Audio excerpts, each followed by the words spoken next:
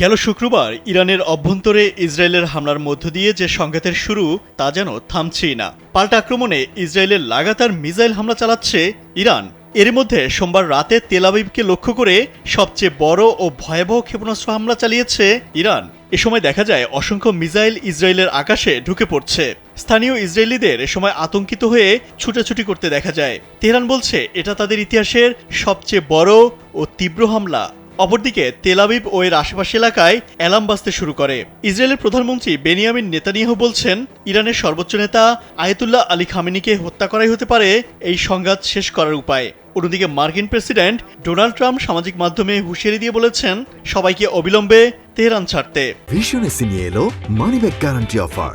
1 মাস ব্যবহার করে সন্তুষ্ট না হলে সম্পূর্ণ টাকা ফেরত। কারণ তিনি চাইছেন না ইরান পারমাণবিক অস্ত্র অর্জন করুক। তথ্য বলছে, ইরানে ইসরায়েলি হামলায় অন্তত 220 জন নিহত হয়েছেন, যাদের মধ্যে রয়েছে 70 জন নারী ও শিশু।